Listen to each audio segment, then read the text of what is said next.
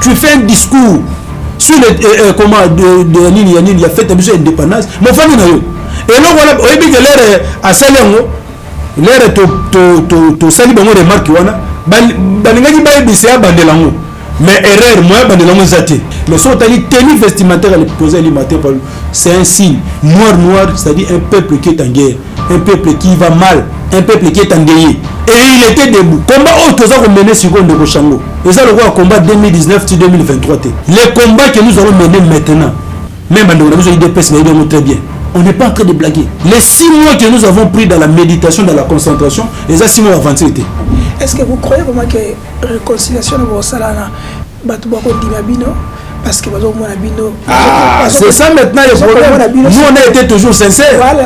Nous avons été toujours sincères. C'est bon taxer la ninga voulait qui va mourir na quelque part le besoin que la ninga yo les moulins na kunanga yo qui boyer ozongi boyer est-ce que on est vraiment sincère bien? Non mais quand yo suko jour bagnote voilà muto aza pour réfléchir c'est-à-dire est-ce que vraiment en tant qu'homme politique tu peux tenir de tels propos? Kabouya c'est un arrogant, c'est un orgueilleux et pourtant lui-même il sait bien que non la personne là à qui il s'adresse n'a pas son niveau. OK, personne n'a pas son niveau. Numéro à chambre, est-ce que ça? Non, mon frère, yo mo yebi. Est-ce que le love va personne confiance? Confiance à 100%. Et voilà même le programme de gouvernance. Nous avons relevé 18, nous avons répété 18 défis que nous devons relever. Mon programme à 100 jours au Baïbaga 57 millions. Biso 100 jours na 57 millions na kaka. Tu 57 millions au Baïbaga. Biloko to conseil là ba congolais. Ils diront que non voilà, moni bateau basala ki balingaka pouvoir même balingaka komote.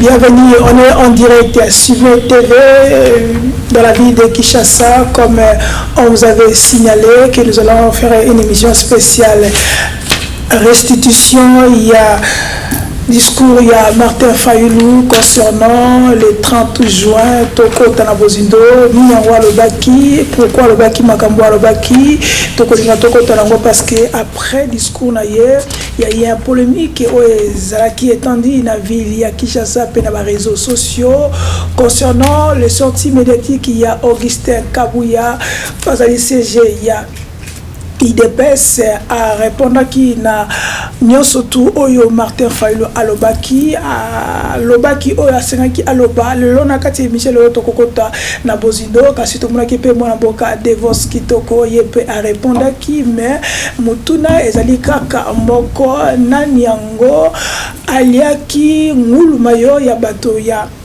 mona boka Martin Fayulu na Faden Oz yango ne mutuna makasi wanezali nani yango aliaki ngulu mayo ya bato ya Fayulu kuna na Faden toko yeba to kontra Bozindo kasi na ngambo mususu pe toko nyanga tozonga na kati ya qu'est-ce qui se cache derrière discours ya Martin Fayulu? Pourquoi ils ont comme ça là plein de polémiques et peut ko semer panique na union sacrée loko nini o alobi ya sika oyo le bamate na République démocratique du Congo kasi pona lelo tika été tokene na ba break news comme d'habitude to pesa bino basango ndenge za koleka na etandi ya République démocratique du Congo pona lelo boyeba été ezali na 6 chinois dont ba chinois chinois 6 moti koti kabiso na affrontement au salama ki lobby na ba groupe ya Kadeko 6 chinois 6 Kadeko pe bazaki neutralisé et pas ya ba force loyaliste na biso kuna na ngambo ya Goma kasi ponango gouvernement ya États-Unis basengi kalemi basengi tobengaka mwa kimia entre les ba groupes armés pe na biso pona koluka ndenge nini ya ko déplacer ba sinistré au bazali ba kangami koto babitini na kobima kasi le gouvernement américain peut conseiller la sécurité boti ko senga na gouvernement congolais pe na ba ngambo ya ba M23 batia kalmi pona baluka ndenge nini na ko libérer ba sinistré to kozongela ngo en force d'état et conseil de sécurité boti ko zongi sa mesure na bango pour na ba char ya arme ya République démocratique du Congo.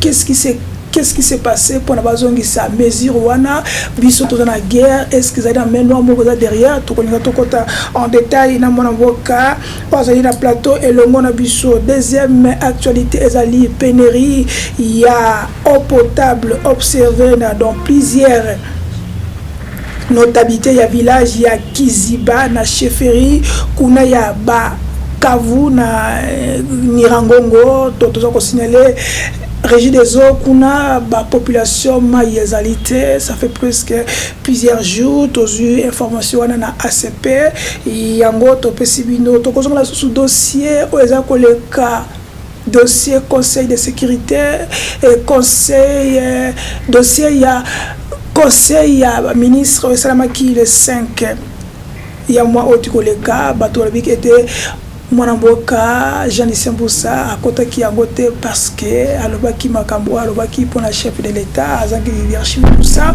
mais kasi communiquer à mwanamboka Jean-Lucien Mboussa lobi était azali na problème au côté na chef de l'état ni na premier ministre au toza koloba nezali archivement fort kasi toza ko signaler que azalaki a participer ki na réunion ya réunion conjoint, il y a conjoncture, il y a économique, et seulement qui est pas il y a premier ministre et seulement qui lobby jeudi. Donc on fait ces détails. Kasi pour aller là, tout est bien été de mi mboka honorable Mike Issem Azali fils politique et pays à Martin Fayulu yende toko beta masolo toko kota na bozindo pour na toyeba ni yango ezakolobama ni yango Martin Fayulu alobaki na bozindo pour ces début de cette émission, comme d'habitude, tout ça n'a toujours aux composants malili papa, tiens pembe ne malagé mali les alliés.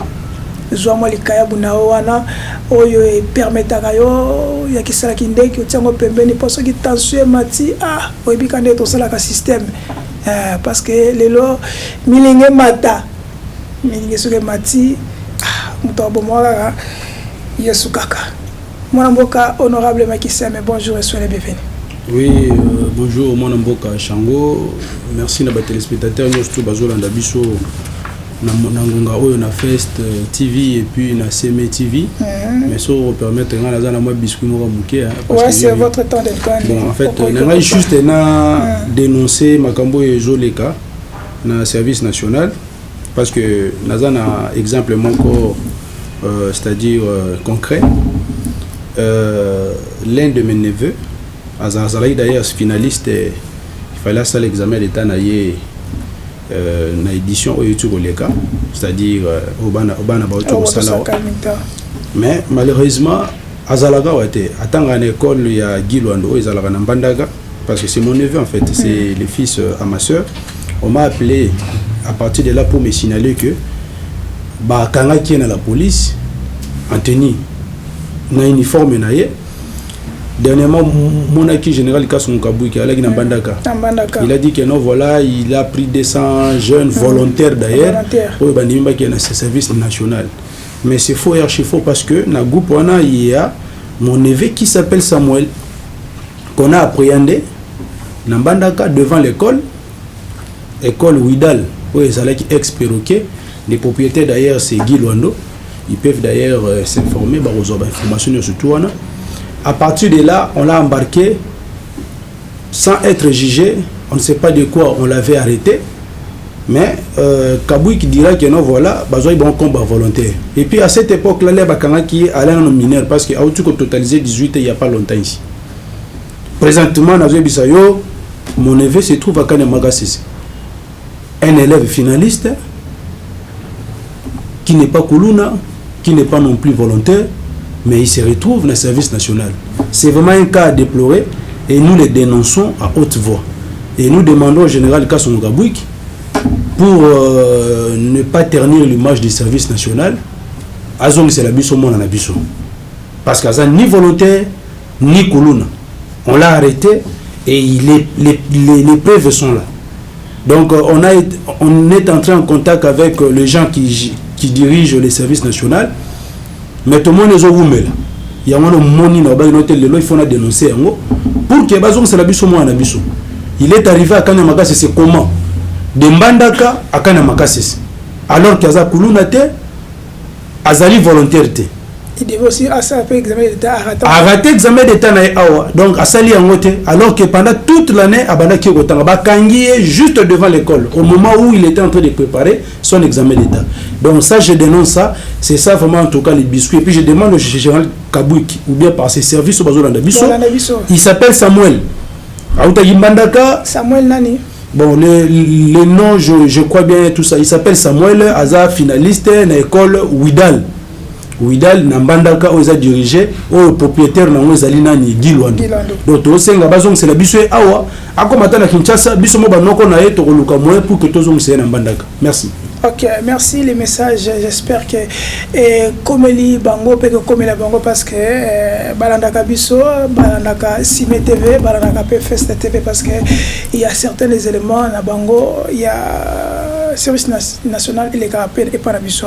Merci pour na biscuit.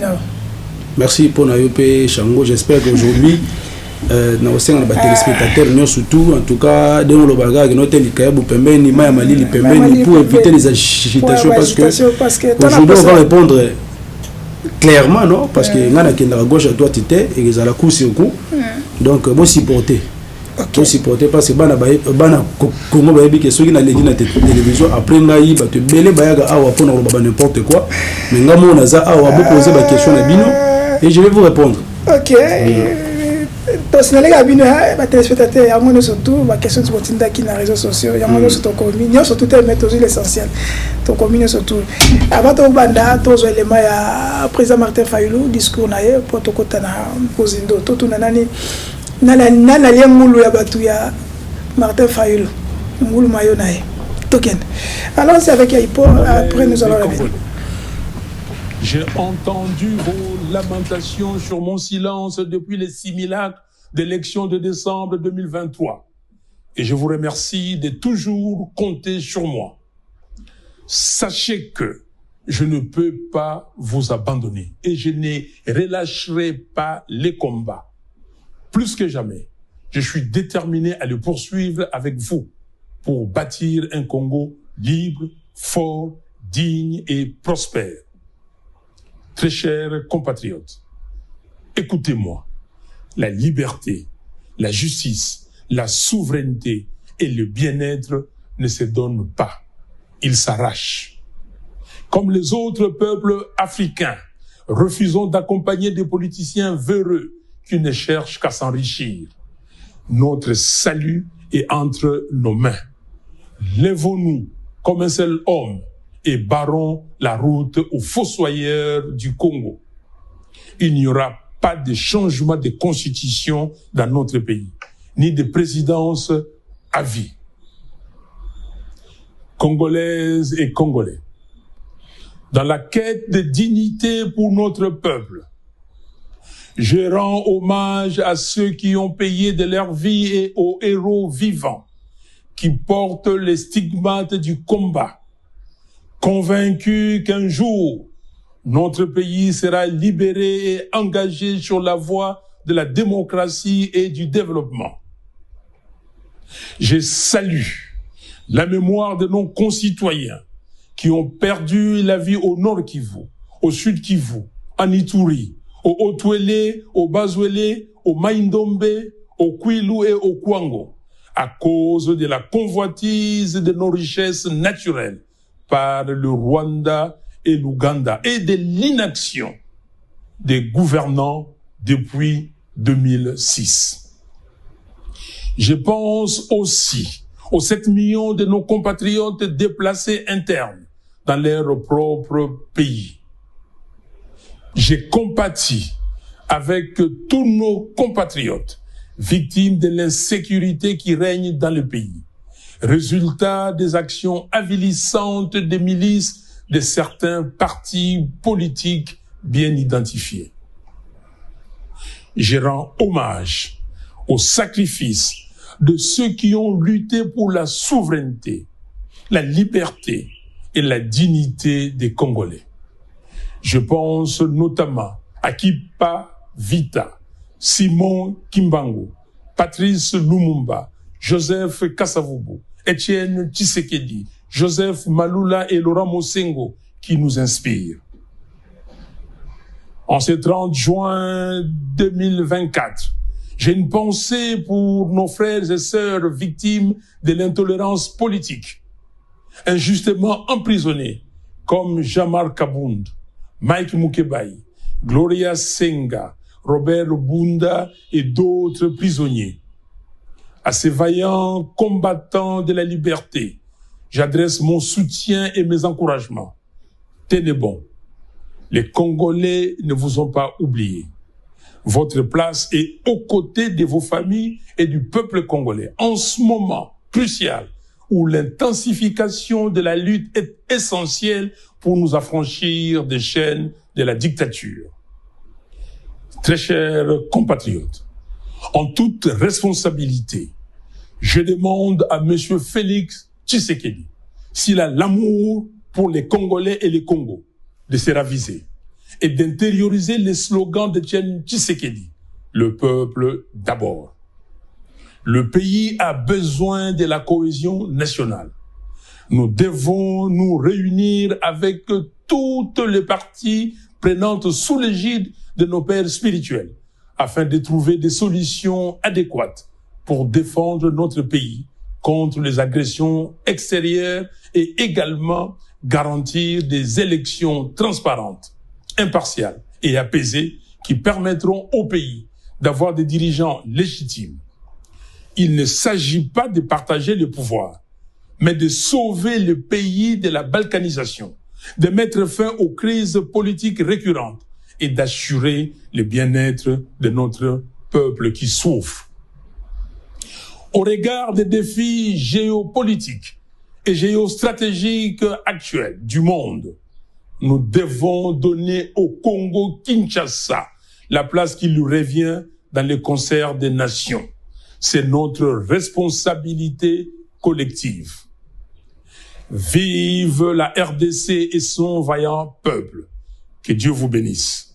Je vous remercie.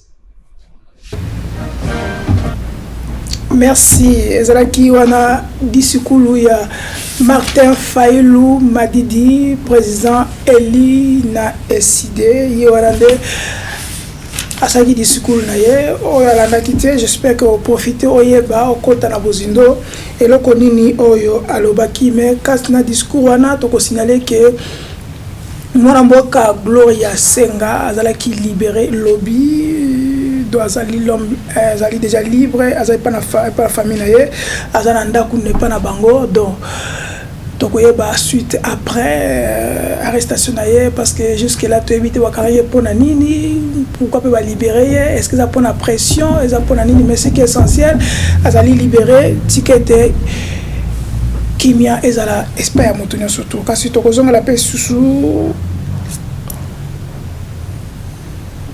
Kalemi ou Esalemi na Est de la République il y a 2 semaines. Donc nous signalons que Kalemi il y a 2 semaines. Donc ça veut dire que Bandi le 5, je crois le 14. Le 19 et le 14. Donc fait aussi la bongo d'or. États-Unis c'est Kalemi on a pas parce que permettent bande konabiso au bazali bisika na ba se déplacer parce que il y a vraiment des morts et puis bato libanda net ba chinois ba kuta okufa ndenge na pesa bino information comme il faut mwana mboka isam ele wali boso mwana mboka Martin Fayulu sali discours na ye et créer polémique ande bato lobby mais mutuna liboso abato kota na discours Martin Fayulu pona yo est-ce que l'indépendance biso tozwa ki indépendance lipanda tozwa ki biso wa Congolais eloko nini ya malonga obana tozwa li indépendance o to bateli to bombi ya ba héros national na biso. Oui, merci beaucoup Mwanamboka Shango, mais avant de commencer je tiens personnellement à présenter mes vives félicitations au président élu Martin Fayulu pour son discours à l'occasion du 64e anniversaire de notre indépendance. C'est un discours magistral, très profond. Et on a même une insuffisance intellectuelle, on vraiment comprendre en côté. Bon, je pense qu'on va essayer un peu de développer là-dessus pour que le peuple congolais ait au moins 2-3 éléments essentiels à retenir dans ces discours que nous venons de suivre. Pour te répondre, je vous dirais que depuis l'indépendance,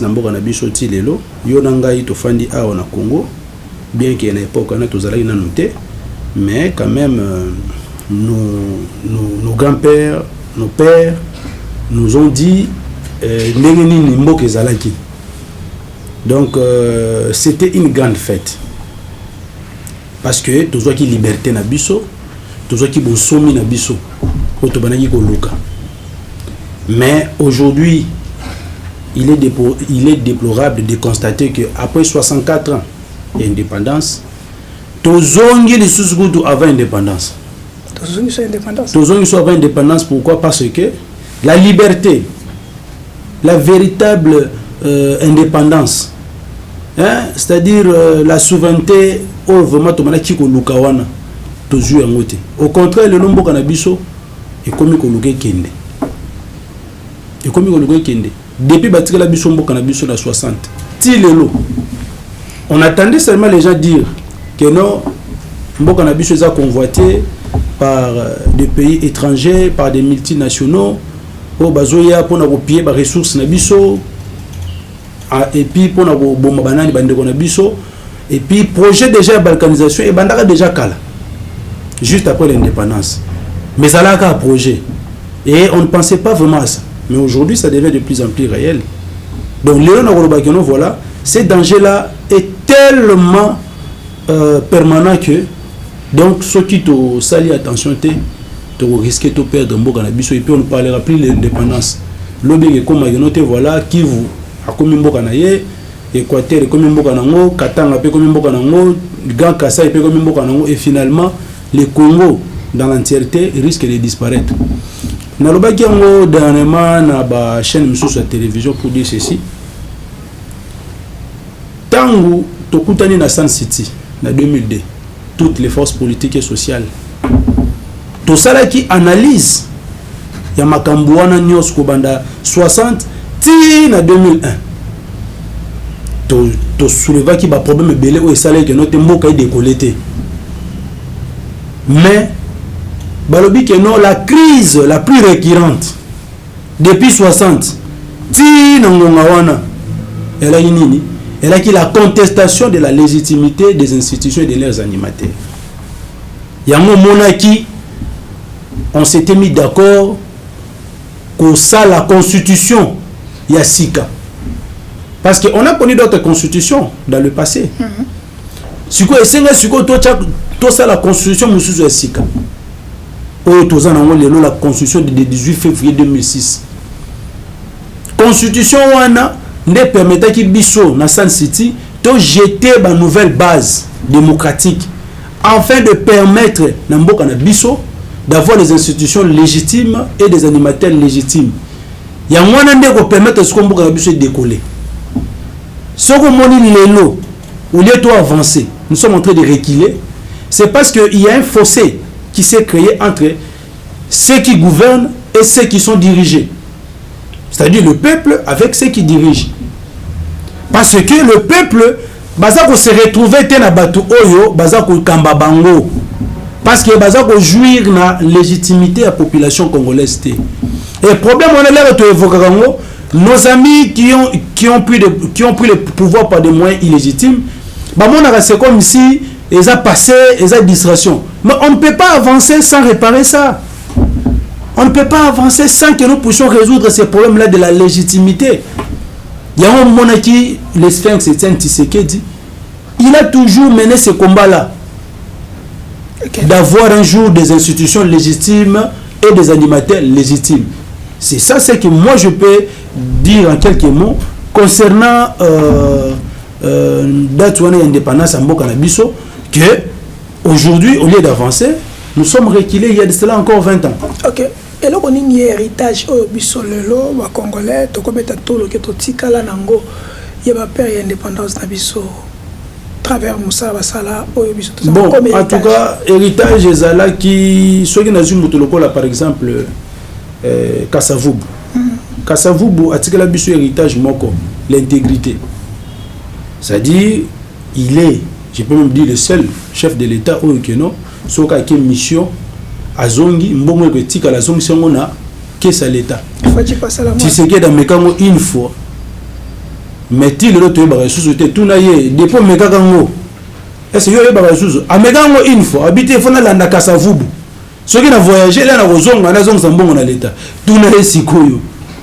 Combien de fois Zongi Sambongo à l'État pour voyager à Sali? Parce que son sport favori, le commandant du peuple venait de le dire, son sport favori, c'est le voyage. Tout n'est sur le nombre de voyages qu'il a fait. Mbongo boni o etikalaga azongi sango na kesa l'État. Alors bon sous-outé parce que l'intégrité n'est pas dans son être. Non, voilà vous avez un T et zéro côté. Voilà les moisins parce qu'il y a comment même pas dans zéro il y a intégrité anani il y a Kasavubu. Mais quand même la goma lobaki on signifiant Kasavubu batira la biso c'est-à-dire l'intégrité dans la gestion, c'est-à-dire la bonne gestion de la République. C'est pourquoi soyez les lots nazomona le président du Martin Fayulu namonaka déjà une partie déjà à Kasavubu na katina. C'est-à-dire moi le président Martin Fayulu aza complet. Attends je vais évoluer. Tokei na Lumumba. Lumumba il a défendu la liberté. Il a défendu le droit du peuple. Il a défendu la souveraineté en Mboka na biso. Et c'est quelqu'un qui était même prêt à Okufa. Yamana Okufa pour Mboka. Et aujourd'hui, il est héros national. Il a mené ce combat-là non pas pour ses intérêts personnels, mais c'est pour l'intérêt de tous. Si Lumumba avait mené le combat pour ses intérêts, Lumumba Ningaki Akimane na Russie, parce qu'il était déjà le bienvenu là-bas. Parce que pendant qu'il menait ce combat-là pour arracher l'indépendance, ce n'était pas facile. Il a eu des menaces, des pressions. Oh, bisogno surtout chaque jour auprès de nos oppresseurs. Oh, bah, la vérité. C'est ça ce que le Lumumba fait. Donc, explique le Lumumba wana so otaliango. Ils appellent pas le président Martin Fayulu. Le président Martin Fayulu a ça le combat pour la Yemoko. Parce que soit il pour la Yemoko. Qu'est-ce que lui il manque dans sa vie pour aujourd'hui s'engager dans la lutte où il expose sa vie. C'est-à-dire son combat, c'est le combat du Congo et des Congolais. Donc il ne voit pas d'abord l'intérêt de sa famille, l'intérêt de ses enfants, de son épouse, non. Donc dans Martin Fayulu, il y a aussi Lumumba. Tu comprends?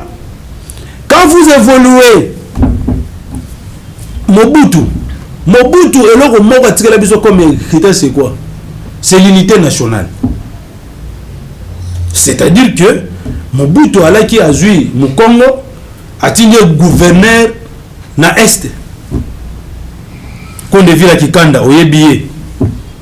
Mu Congo akoma gouverneur kuna. Lelo papa Jonas Mukamba o aza sénateur. Azala aza Katangé mais batinda kaye gouverneur na Grand Équateur. Je crois que ça y est. Non, il est Katangé. Okay. Jonas Mukamba, c'est un Katangé. Mobutu Azui a tindé kuna. Rappelez-vous, lui Alphonse Koyagalo, équatorien, a tindé na Katanga.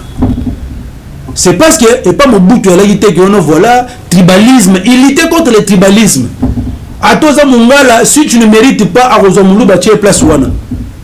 Il nous a laissé l'unité nationale. C'est ce que nous retrouvons aussi dans le président Martin Fayulu. Dans les idées, Okuta Baluba, Okuta Bangala, Okuta Bakongo, Baswahili, et lui-même le président Martin Fayulu, voilà, Azalara, Mukongo, Azalara Muluba, Azalara Muswahili, Azalara Pemungal. C'est-à-dire les gens ont ces connotations, voilà, il est tribal, tout ça, les Pangistanais, tout ça. Non, lui n'est pas dans ça. Nous vivons ça au quotidien à l'ECD. C'est déjà l'exemple à suivre parce que dans notre parti, on lutte contre le tribalisme et le népotisme. Ok. Donc, ce sont là, ce qu'on s'engage, et puis moi, mon qui est musée, n'est jamais trahi le Congo.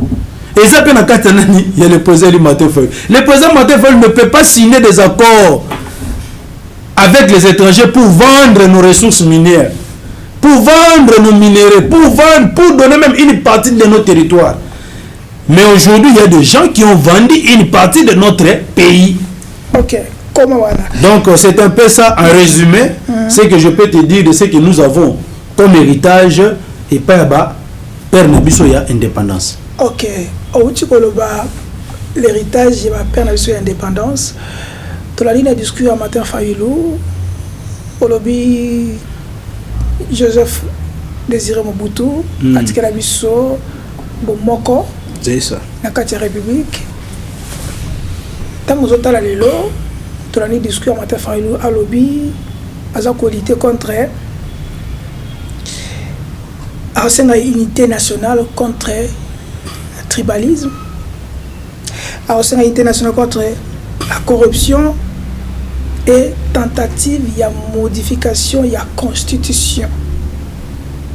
Toujours dans le mot. Et là, on est dans Martin Fayulu à la unité contre le tribalisme. Tout le monde dans l'institution, Bangala Bazali, Baluba Bazali, Bekolo surtout Bazali. Et là, on est tigné et comme Tina Poana. On va dans le Sénat, on a tout voir. Bon, mon frère, merci beaucoup. Bon, tu ne m'as pas donné le temps, il y a un peu de décryptage à Mouké, il y a un discours à l'opposé, même pendant 2 minutes. Okay. Comme ça, on va revenir à la question. Et puis, on comprendre même le développement, déjà, on va répondre à la. Il y a 3 éléments essentiels au Congolais faut retenir dans le discours. Il y a le président lui Martin Fayulu. Première chose, il a d'abord fait appel à la conscience collective, c'est-à-dire que à Sénégal Nabiso ba Congolais, to prendre conscience et destinée Nabiso. To yeba ete sali Nabiso et que uta pas battu sous de uta Nabiso moko. Les Congolais pensent que non, voilà, notre sali viendra de l'extérieur. Non, notre sali dépend de nous-mêmes. Et ayako kende sous plus loin pour la Kolobanini. Alors dit que liberté, souveraineté, justice, na bien-être na biso kozala malamu parce que bato bazo lelanzala kureza tema ezate tout et que uta na libanda te et que uta na makasi na biso moko na bitumba to komene parce que babiloko wana bapesa kango lokola biloko kolia te na sani. Mais on les arrache. Et pour les arracher, c'est après une lutte noble. Il y a un biso boy. Alors, le moni batu oyo, bazo qui pouvoir par des moyens illégitimes. Bakoti kala jamais koti kala bino espace. Topé ko ndima, bozwa, souveraineté na bino. Il y a un bisi peuple congolais, boza la prêt. Parce que pour arracher la liberté, pour arracher bonsomi, il faut que ça il faut que bunda. Deuxième chose, avec qu'on martèle les années. Alors, lélo, bande qu'on a biso ya union sacrée. Bah, comme il Luka, va changer la constitution. Déjà, il y a déjà une commission qui est déjà mise en place. Là, je te l'informe. Constituée de professeurs, il y a UNIKIN, il y a IPC, basé belé. Bah, si bah, ngombongo, pour que va changer la constitution, va proposer un mot plus tard. Il y a un moment où on a besoin de diversion. Mais le président lui matin fait le temps que aigle. Il dit non. Bon qui m'a cambonné au porte-parole de l'opposition, qui n'a tout ça, bon qui parle de avancer. Vrai objectif n'a pas besoin poursuivre si vous allez changer la constitution. À l'objet boyer, constitution pour qu'on a besoin de changer en côté. Il est prêt. Lui, le président lui Martin Fayulu, en tant que commandant du peuple, de donner sa vie pour sauvegarder notre constitution. Yango a le but de bitumbo to mener ça dans mon côté. Pour na ko barrer route na batouana ba accomplir projet na bangote. Et je sais nga yona ngai tous à la vigilant et puis tous à la paix. Combat autre ça ko mener seconde ko chango. Et ça le combat 2019-2023 t. Aux hommes biso bazo modifier loi électorale tobimi mais ba modifier ngo bazo le qui ça frauduleusement kadi ma président seni to sali marche bando na biso ba kufi mais kadi matika li wana ti ba kina biso na élection 7 jours nous avons des preuves que non voilà il y a eu tricherie ba sali biso sur électoral ti ba s'imposer ba tchitcheli biso ba char ba militaire par-ci par-là pour nous intimider ba ju Chilombo va imposer biso yona. Les combats que nous allons mener maintenant, même dans la IDPS, très bien. On n'est pas en train de blaguer. Les 6 mois que nous avons pris dans la méditation, dans la concentration, et ça 6 mois avancés. Sortie médiatique, le président lui Martin Fayulu. Ce que tu as même posté dans la télémaquille, dans le discours. na accoutrement na tenue vestimentaire il y a déjà message et le voit Chilombo alors ça le discours enfin il est confortablement na place à Malili. Je ne sais pas s'il venait de manger quoi. Il fait le discours calmement. Discours où on a besoin, tu penses que non, ça peut faire peur na Kagame. Au fani na yo, et puis tu dis que non, voilà, tout ça. Ça, c'est un discours, et puis, soit là, tu peux faire ta fête, tout ça, n'a habité. Mais soit tu as tenue vestimentaire, le président du matin, c'est un signe. Noir, c'est-à-dire un peuple qui est en guerre, un peuple qui va mal, un peuple qui est endeuillé. Et il était debout. Comment tu fais un discours sur le comment il y a fait une indépendance, mon famille n'a eu. Et là, voilà, on dit que l'air à Salengo, l'air to sali bango remarque wana, baningaki ba ebisi ya bandelango. Mais erreur moi bandelango zate. À consommer déjà erreur wana. Donc, yamana mon frère, combat auto ko mener lelo, et ça combat pour accompagner Chilombo en 2028. Okay. Le peuple est déterminé de récupérer sa victoire, de récupérer l'effectivité du pouvoir et de le donner au président réellement élu depuis 2018. Parce que depuis 2018, il n'y a pas un autre président qui a été élu. Et puis, il n'y a pas rectifié au président élu de décider. Non, il est le président élu de la République démocratique du Congo. Parce que nous avons des preuves. Nous avons des preuves qui attestent. Mais il y a prêté serment à l'Axabiso, ma preuve sur la zone, voilà, il avait obtenu 70%. Non, mais pour consommer la zone, pour consommer la zone, nani, comment dirais-je, Chango. La justice dans notre pays ne nous aide pas. Regarde la justice sénégalaise.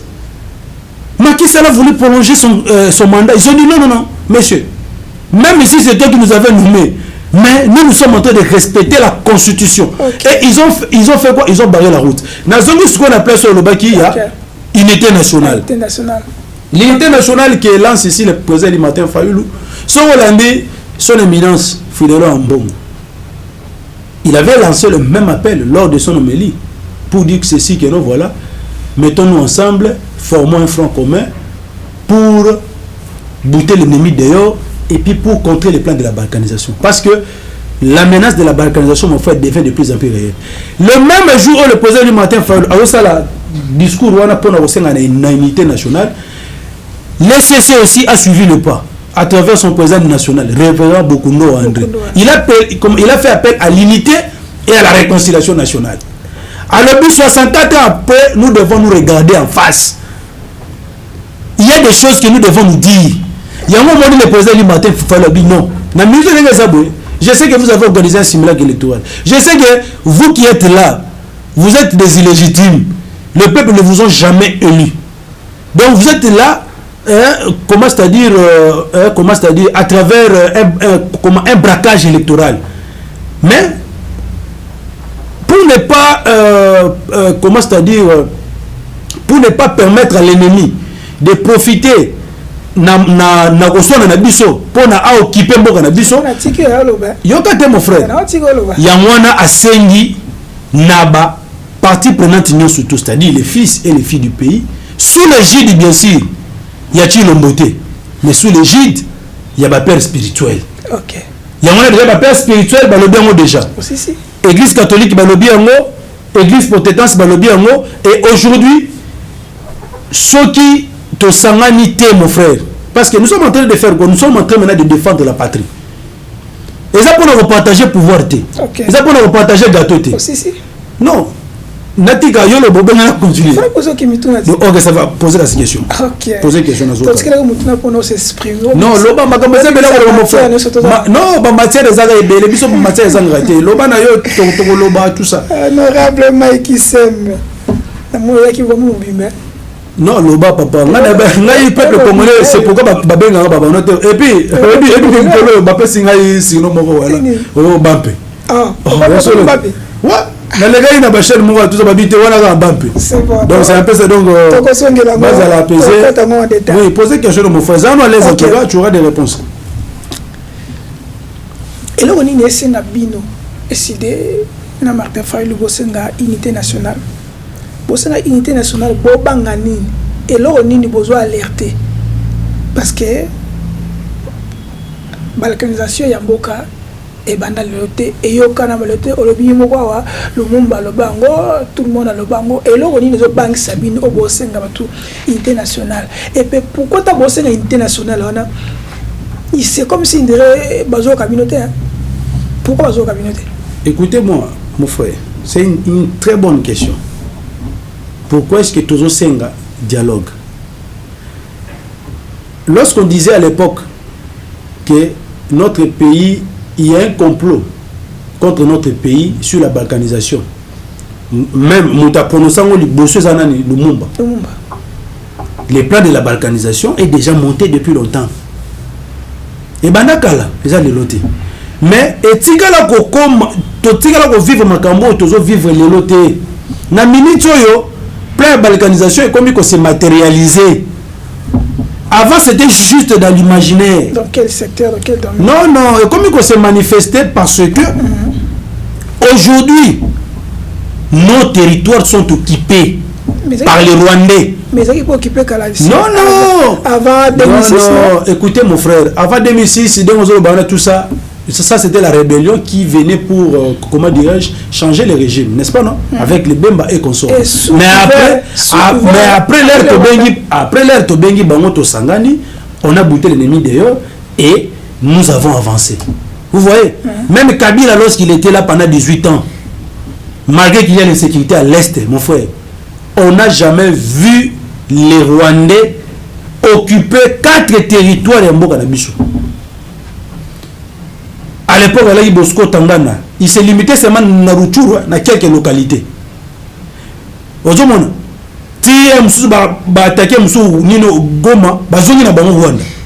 Mais si vous avez monté, comme il y a une intention que nous devons maintenant récupérer une partie du territoire et à RDC. Il y a un moment où mais ça va congolais. Territoire à Rutshuru, nous sommes mon frère. Ça va congolais. Territoire nous sommes à Rutshuru. Ils entrent le main, il y a un 23. Est-ce que bien? Un 23 congolais, non? Un 23. Non, parce que c'est petit Rwandais, parce que Congolais. Non, non, les Congolais qui sont là, ce sont des Congolais qu'on utilise pour blanchir la thèse que nous voilà. M23, Rwandais. C'est pourquoi tu as vu.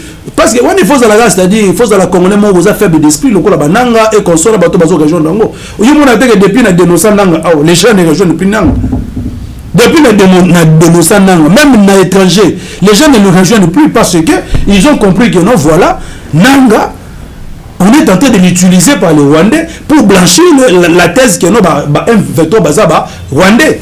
Mais nous savons très bien que notre nanga n'a pas de tout ba sola bazo bundana ba utu avec des véhicules tout neufs.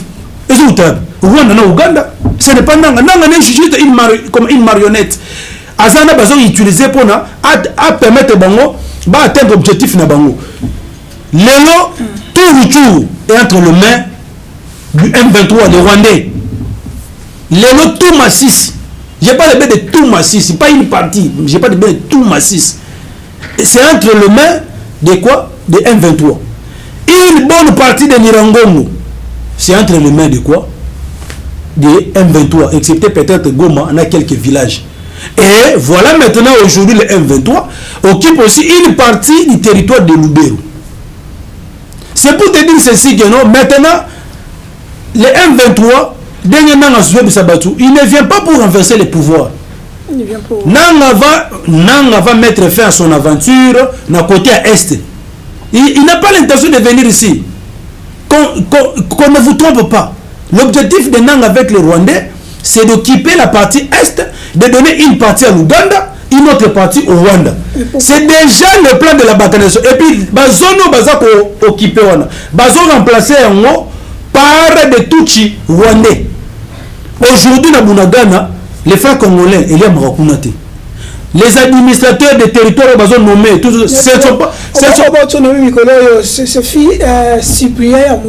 c'est ça, c'est ce que je suis en train de dire, non? Le monsieur là qu'on fait de nommer Bougoumès, Sogui, il y a Sogui, tout ça. C'est pour te dire quoi? Des Congolais, Bazali, faibles d'esprit, ils sont manipulés par les M23. L'air va continuer à Lubero. Le peuple s'est abandonné. Il va faire quoi? Ils acceptent le M23. Okay. Et en acceptant le M23, on te prend, si tu es faible d'esprit, on te nomme Zala Bougouma, c'est place Ouana.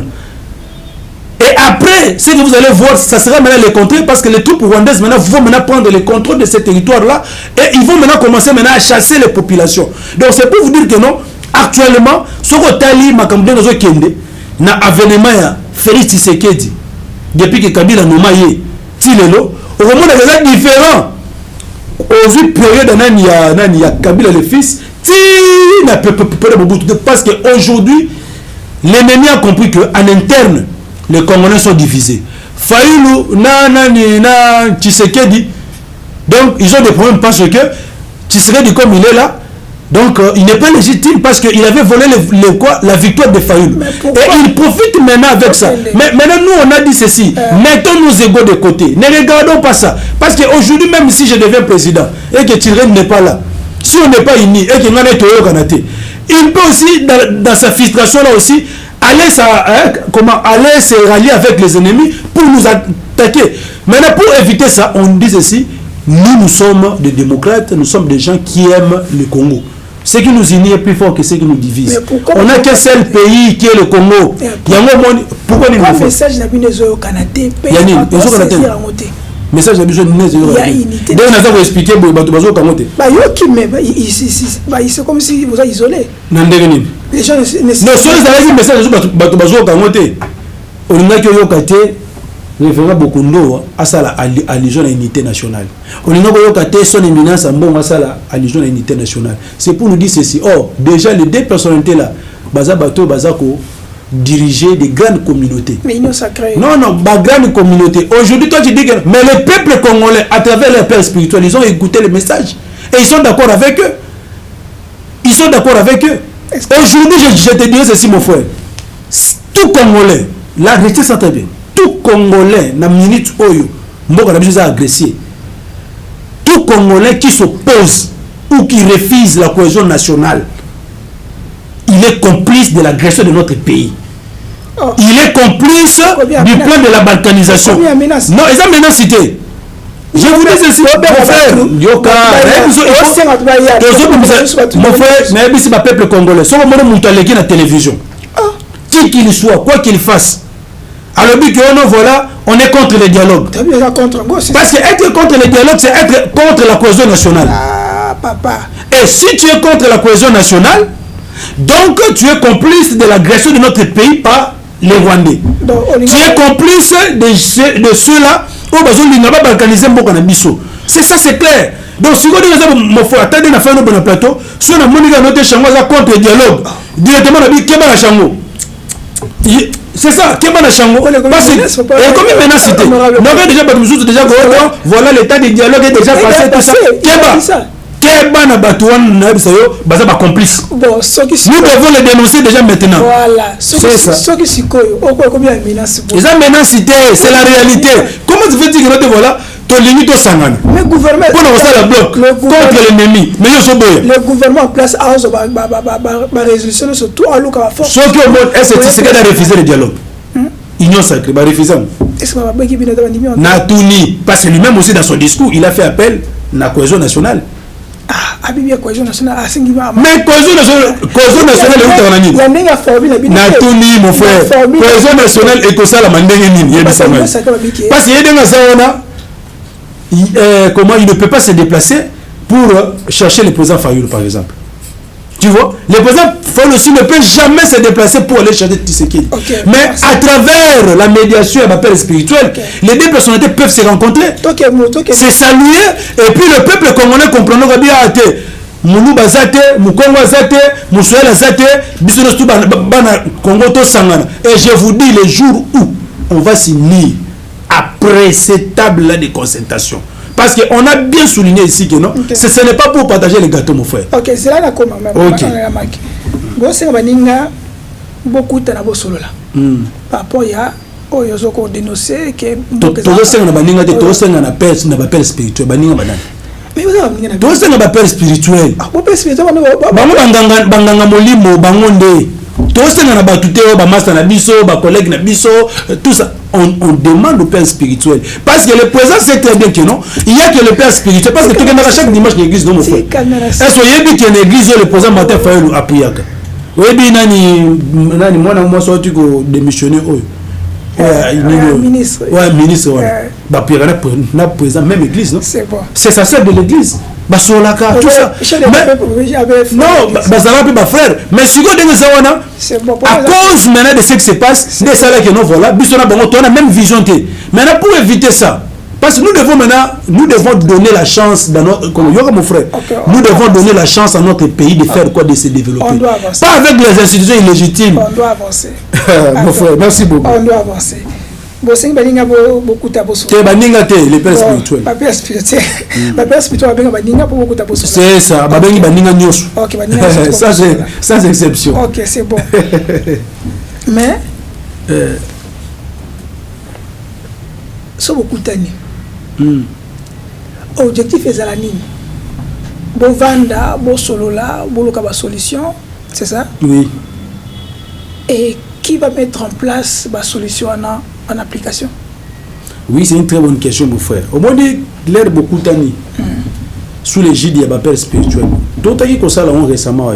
Senko. Na Senko. Mais à Senko, ils allaient qui beaucoup plus parce que, comment?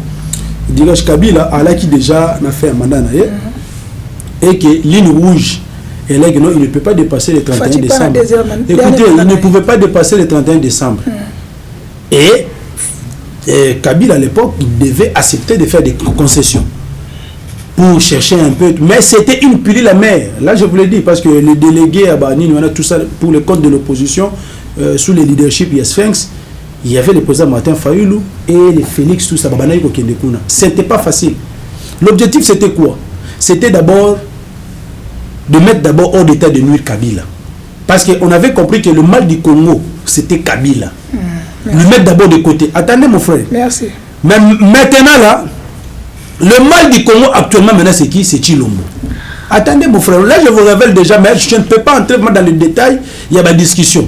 Le mal du Congo, c'est Chilombo. Parce qu'on a fait le parallélisme, la comparaison de ce que nous avons vécu avant Chilombo et maintenant, c'est totalement différent. Question nous avons voilà, les solutions et conso, nous, on a déjà. Comment dirais-je, c'est-à-dire notre mémo, nous avons déjà notre mémo, ma projeté, et ça déjà. Mais on a besoin de rien, on ne peut pas yoga, on a besoin de rien, Koloba. On a besoin de rien, Koloba. Par exemple, le besoin de rien, Koloba, voilà, tu serais dans la zone où c'est illégitime. On ne jamais qu'on ait l'élection. Vous avez parce que ça allie dialogue, tout réparer, tout se réconcilier. Tu sais qui dit que ça wana les cas de l'élection depuis 2018 il faut tout parce que c'est parmi les choses où il y a qui sont à Simano parce que si Martin Fayoulou était investi en 2019 aujourd'hui peut-être tout le monde a un 23 ans. Donc c'est pourquoi mon frère il y en a très bien opposé que ce va bien mais pourquoi tu as regardé donc il y a pas proposition de Bissou mais pas proposition de Bissou c'est la parole d'évangile. Il y aura aussi d'autres partis prenantes qui seront là. Parce que le président Martin Fayoulou n'est pas parfait. Il y a aussi des gens qui vont s'attaquer à lui. Qui vont dire, voilà, il ne fallait pas faire ça, il ne fallait pas faire ça. C'est maintenant, ensemble, lorsqu'il y aura maintenant le pardon mutuel entre nous et qu'il y aura la réconciliation, c'est en ce moment-là maintenant que nous allons faire quoi? Nous allons... comment? Nous allons faire quoi? Nous allons maintenant, comment dirais-je, comment c'est-à-dire, se pardonner, se réconcilier. L'herbe se réconcilier. Chacun d'entre vous, mon amour, connaître des erreurs naïves. Et si l'herbe aussi là, wana, Toroya Sikoyo, qu'on mette ma stratégie moko efficace, ou qu'on permettre biso, to salamini, to benana ennemi libana moka na biso. Et après, non, après, en place. Non, mon frère, je vous dis, tout ça, ça viendra après. Ça viendra après. Après les discussions d'abord. Pardonnez-nous d'abord, qui est d'abord la réconciliation, et puis le reste, là, on le verra après. Pas que c'est comme si on dirait besoin de perte de vitesse. Il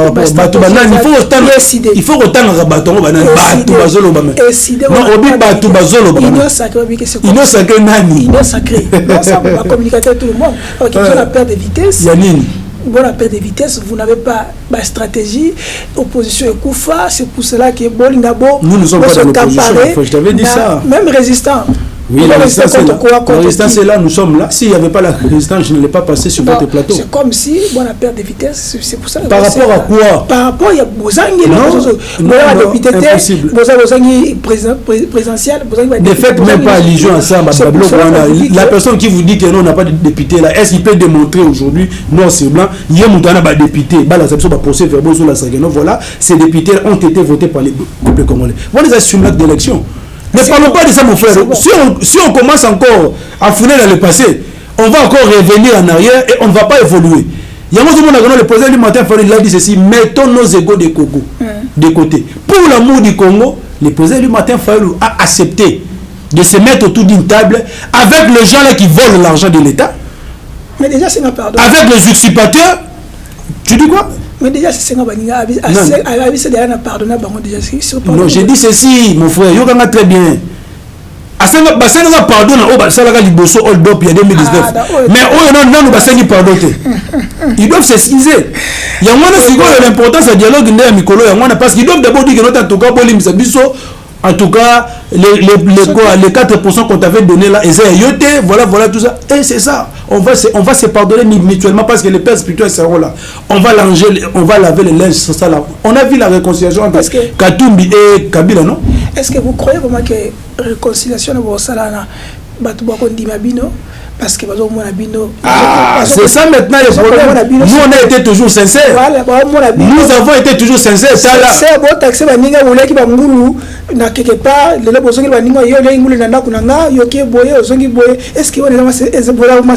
Non, mais quand yo suppose voilà, nous devons réfléchir.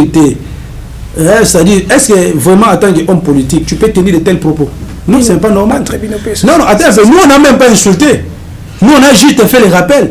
Mais Bango va finir indirectement le leader Nabiso. Bon, je ne sais pas, peut-être comme il s'est attaqué. Là, tu fais allusion à Kabouya, non? Oui. C'est ça, c'est je dis, non? C'est-à-dire que non. Lui, non, moi, mon frère, moi, dit discours, le président du matin, il faut la salle qui a un discours très profond. Ce n'est pas n'importe qui à comprendre. Sauf que moi, on a toujours les la télévision. Pour nous expliquer au peuple, parce que c'est un discours très profond. Déformer en haut. Au moins, par exemple, les gens qui n'ont pas bien compris, le président Martin Fayulu a posté, a commis la position de faiblesse, a commis le positionnement, tout ça. C'est faux, c'est pas ça. Et or, à ça, tout que non, voilà, il y a aligné Congo, koleka nyonsu. Aligné Congo, koleka nyonsu. Aligné Congo, même n'a koleka pouvoir. Pour lui, même s'il n'est pas président aujourd'hui, mais il aime le Congo. C'est différent maintenant avec d'autres personnes aujourd'hui qui aiment le pouvoir plus que le Congo, plus que les Congolais. C'est-à-dire, compréhension.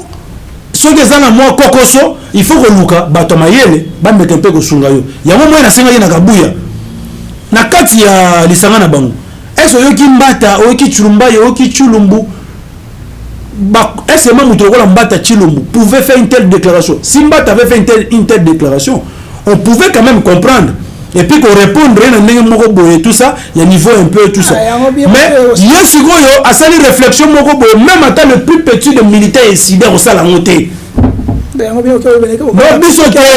Non, ça c'est juste Babel dose par rapport à orgueil, il y a arrogance qui n'a pas de sens. Kabouya c'est un arrogant, c'est un orgueilleux et pourtant lui-même il sait bien que non la personne là à qui il s'adresse, il n'a pas son niveau. Il n'a pas son niveau.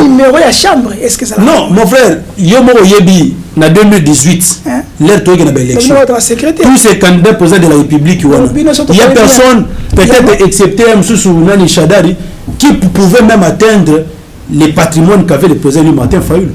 Comment expliquer maintenant, dans moins de 10 ans, allez, comme millionnaire. Explique-moi si ce n'est pas le détournement. C'est bon. Est-ce que le lobby va nos confiance? Confiance à 100%. Et voilà même le programme de gouvernance. Nous avons relevé 18, nous avons répété 18 défis que nous devons relever. Ce qui est le peuple congolais, toujours effectivité à pouvoir. Parce que nous, le président a la légitimité, mais il n'a pas l'effectivité du pouvoir. Ce qui est toujours effectivité à pouvoir, les lots. Mon frère, mon programme à 100 jours, il y a 57 millions. biso 100 jours na 57 millions na kaka tozwaka 57 millions au bayibaka biloko tokosalela bacongolais ils diront que non voilà omoni bato bazalaki awa balingaka pouvoir mais balingaka Congo te mais yo le cas na plateau awa olobaki mokolo bozwa pouvoir oui matata pono to poursuivre oui parce qu'il y a des dossiers déjà 100 jours poursuivre tu reposer bato surtout on va même fouiller dans le passé hein?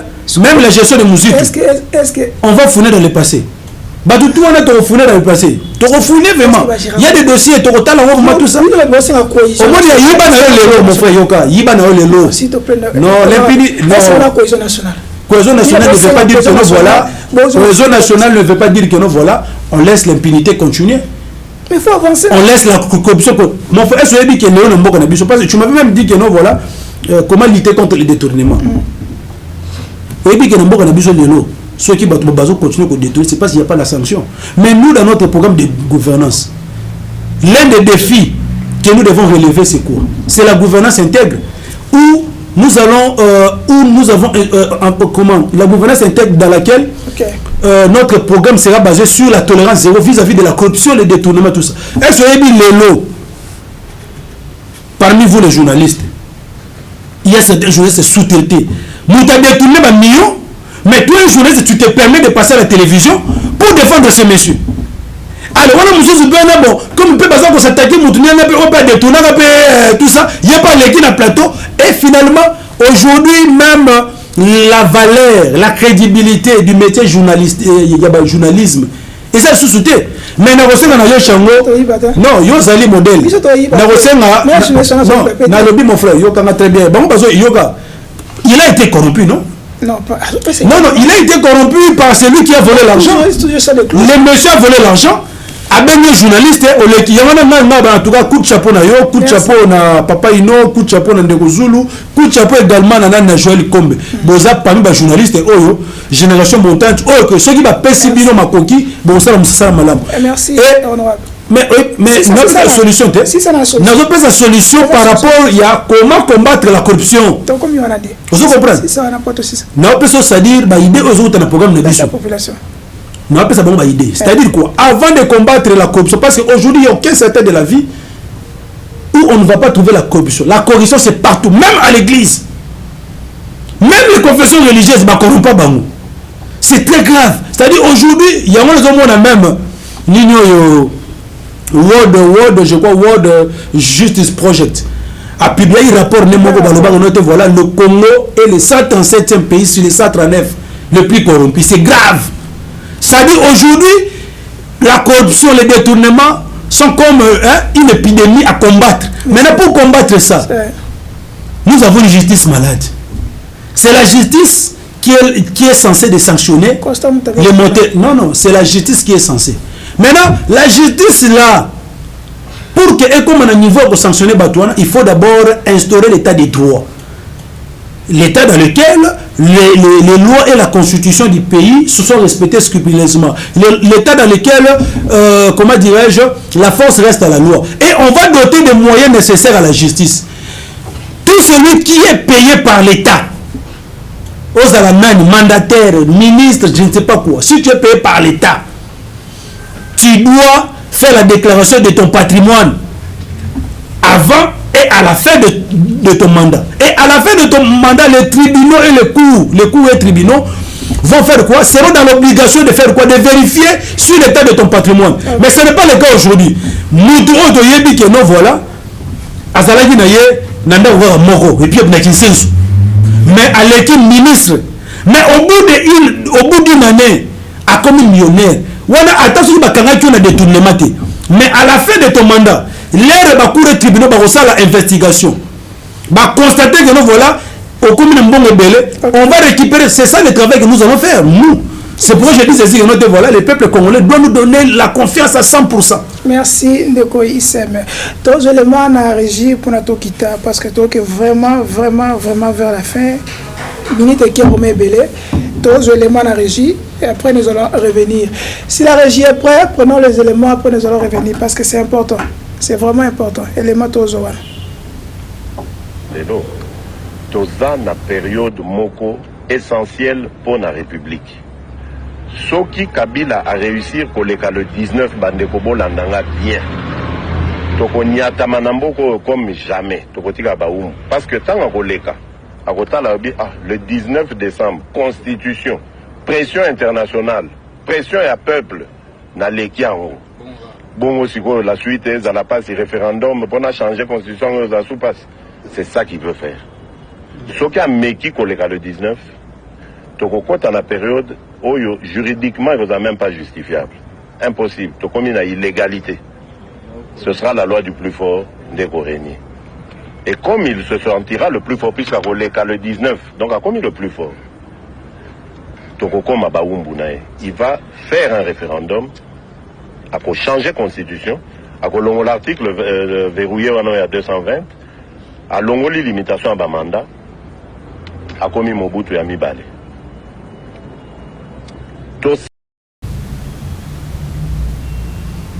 Et l'émission de Angoyo, rappel de Bango, il y a Jacques Diko, devoir de mémoire. Devoir de mémoire, mémoire d'un peuple. C'est qu'on a Mike. Hollandi Tata Mokozi, t'as le pouvoir de. Le lobby nous besoin le paquet, mais il va réviser la constitution. On va changer. On va changer. Tout à fait. Mais il y a beaucoup de choses qui sont habillés maté. Matière nini o ezoko bangi sabino qui a changé parce que il y a zamuto à respecter kamibeko aloba yango petit de la. Il n'y a aucune matière à toucher de la constitution, que ce soit pour la révision, il n'y a aucun article que Tshilombo peut oser actuellement de réviser. Même une virgule, même un point, il ne peut pas réviser ça. C'est-à-dire que non, aujourd'hui, j'ai même dit dernièrement Nani Nakabuya et puis le jour où Bino Borozouaga initiative wana attends un ndoto na makanisuku teme na ndoto, c'est-à-dire dans le rêve que non, voilà, on veut réviser ou changer la constitution et que ça la chemin de non-retour. Il y a un moment où le président lui Martin Fayoulou a insisté. Il a dit ceci que non, la constitution congolaise ne sera ni modifiée ni changée. Donc c'est-à-dire que non, bah mec un peu qu'on revête parce que lui-même bah propos tenaka contre Kabila. Aujourd'hui, tous tenir en contre parce qu'il était avec nous. Il y a des gens qui sont tombés pour barrer la route à Kabila de ne pas changer la constitution. Et aujourd'hui, le président du Martin Fayoulou a dit ceci que non, pour Tshilombo na union sacrée va réussir prochain à Bangwana, il doit marcher sur nos cadavres. Ok. C'est ça. Donc on a le président Eli Martin Fayoulou, on a Félix Antoine Tshisekedi président actuel, on a Kabila. Naza honnête, naza constant dans la parole. Comparer tous les. En tout cas, mon frère, quand le président Eli Martin Fayoulou était dans le même sac avec ce gens-là. Ça, c'est une comparaison comment, mon frère. Parce que moi, parfois, le président Martin Fayoulou, aujourd'hui, Martin Fayoulou, aujourd'hui, place Mona Kabila, Joseph, Tshilombo. Mais il n'y a pas match. C'est comme la lumière et le jour, la lumière et la nuit. Il n'y a pas de comparaison. Et alors, on a tout le monde, lumière est à la mais on sait que nous, on est à lumière. Comparaison, comme ça, il ne faut jamais comparer le président Martin Fayoulou avec ces deux gens. Impossible. Pourquoi? Sur le plan de l'intégrité, bazan de mon côté. Sur le plan de la compétence, bazan de mon côté. Sur le plan des valeurs morales, bazan de mon côté. Sur le plan de quoi? De l'expérience professionnelle et politique. Bazan de mon côté. Mais bazan de mon côté comparer Kabila, comparer avec Kabila, Hermona Nina Tshilombo tout ça. Comparer Bumba Nina Ngobila. On est à peu près parce que Bumba est plus incompétent que Ngobila. On est incompétent, mais on est plus incompétent que Wana. Mais ce sont compétents. On comparer incompétent. Il n'y a pas comparaison, mon frère. Non, il n'y a pas comparaison. On a tourné question sur le plateau, à tourner sur le bas, à tourner sur le arabique. Pour que ça ait place, il Martin Fayoulou à Gérard Mboka. Non, mais le président de Martin Fayoulou, il n'a pas géré l'État. Bon, dites-moi maintenant, place ni Tshisekedi à Gérard Mboka. Place ni, non, c'est ça. Non, on a à Gérard Mboka place ni. Il a quelle expérience professionnelle pour être chouchou. Mon frère, mon dit débat wana, bateau de place, c'est pour ta route. Il y a comment outrage à Félix, outrage. Je connais ça très bien. Je connais ce débat-là très bien. Donc, il y a évité de comparer le président Martin Fayulu à Batouana. Donc, tu ne peux pas comparer la compétence et l'incompétence. Impossible. Comparer Yéna Kabila, on peut comprendre. Non, Martin Fayulu, tu sais. Martin Fayulu comparé na Joe Biden, comparé na Ousmane Sonko, comparé na président na biso ya nini ya Niger na tout ça, na Ramaphosa tout, comparé bango na Batouana, na Poutine, tu vois un peu. Batouana quand même basé na moi expérience, basé na moi compétence. Sur quoi il a géré? Mais c'est ce que je suis en train de dire, c'est-à-dire hein, il a géré quoi, mais il a une expérience, il a une expérience professionnelle. Il a été plusieurs fois professionnel. Il a été plusieurs fois PDG. Avant de s'engager à la politique, il avait une expérience professionnelle. Mais tous ces gens-là, dites-moi, ils étaient où? Affaire à l'État. Et comme affaire à l'État, Félix, il a géré où? C'est ça le problème, non? Est-ce que pour devenir président, il faut gérer quelque part? Non. Mais il a été député national, provincial, non? Il a été député national. Il connaît comment est-ce que les choses se passent dans notre pays. Okay. Aujourd'hui, tu ne vas pas douter du parcours politique et professionnel de Martin Fayulu, non. C'est-à-dire que notre débat, on a mon frère, ceux qui m'ont posé une question, on ne compare pas la compétence à l'incompétence. Mais on peut comparer l'incompétence dans l'incompétence. Est-ce que on peut comparer ces 2 ou 3 lois où il a proposé? Bon, en tout cas, mais il a proposé des lois.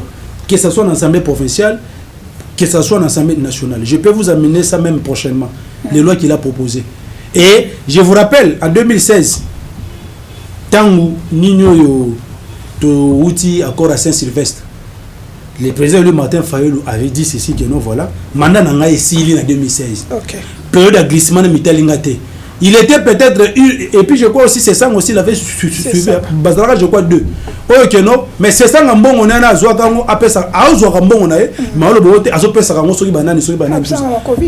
je crois, mais il y a habité, à Zumbo Mounion, surtout, on a qui est au niveau de l'Assemblée nationale. Donc, c'est-à-dire que lui, déjà, ça c'est déjà l'exemple que je vous donne. En état député, il a dit que non, maintenant, on a essayé. Mais, après 2016, va continuer jusqu'en 2018. Ils ont bouffé l'argent pendant les périodes de quoi? De glissement. Merci. Ok, donc ici, dernière question. Sur le conseil Moro Pesa Félix, en tant que secrétaire qui est président de la République, a salaté. Ce qui l'oblige peut-être à ce pouvoir, à salaté. C'est quoi ça? Non, en tout cas, il ne peut pas oser. Donc, conseil gratuit pour naïe. Ata batu ba qui pose ça, il y a pouvoir batu avec l'ivresse de lait, au moins on peut faire ça. Donc à mécater pour changer constitution. Ça c'est un conseil gratuit que je le donne. Donc à mécangoter parce que Wana vraiment en tout cas, il ne va pas sortir par la grande porte. Okay. Il risque de sortir par la fenêtre. Donc c'est très dangereux et quand le président Martin Fayulu fait cette déclaration là, il n'est pas en train de blaguer. Si les gens de l'UDPS pensent que nous sommes en train de blaguer, il n'est pas en train de blaguer. Donc, conseil gratuit à Félix, n'ose pas de réviser ou de changer la constitution. Conseil ne peut pas ça, Martin Fayulu, au monde président Koto Salara bien. Bon, côté bien, en fait, Kolbakeno, voilà, c'est un humain, il a ses défauts, il a ses qualités. Mais moi, je parle sur le plan politique. Hein, c'est-à-dire son parcours politique, sa constance politique. Donc, dans son parcours politique, dans son parcours, tout ça, en tout cas, parce que je plus l'aspect. Parce que je ne m'ingère pas dans ces affaires. Je ne m'ingère pas dans ma Kambunaï, où ils ont privé, tout ça. Là, je ne connais pas. En plus, ils ont sa femme et puis ses enfants. Là, je ne connais pas. En tout cas, dans son parcours politique, je n'ai aucune remarque à faire au président Martin Fayulu, mais au contraire, namonaga eloko moko ezalaka eza nango bien, mais eza siko faiblesse na ye et pas ya adversaire na biso. C'est-à-dire que c'est quelqu'un tellement qu'il est respectueux des engagements et ça la keno bandinga ni misu ba monaka loko ayuma. Or eza nango bien. So ba misu ba beta biso ba 12. Loko la katumba beta biso 12. Bemba beta biso 12. Tu vois un peu, c'est comme ça avec eux. Mais lui, maintenant, il est resté constant dans ses engagements. Merci. Donc, ils ont un peu faiblesse, mais ils ont un peu qualité. Mais bateau, ils ont faiblesse pour nous. Il y a tout le monde qui est sous. Oh, 12, 24. Bon, on doit se tendre. Merci, c'était long, mais c'était important parce que on devait continuer la invitation à l'oba parce que les discours moko est tellement profond, malgré tout continuer à détailler et me sous-souter, même il y a comme on dit que la télé c'est le temps, on doit respecter. Parce qu'après nous, il y a d'autres programmes qui vont poursuivre. Merci Naya Hippo qui était la régie. Merci na Belgador Mutombo. Sans oublier notre DG Jacques Dikou et Sa Majesté. Merci. Binot Bozala Bandaku, Bozala Bisika Bozali. Ngaina Binot Okutani à la prochaine avec d'autres invités sur ce beau plateau. Bye et ciao ciao.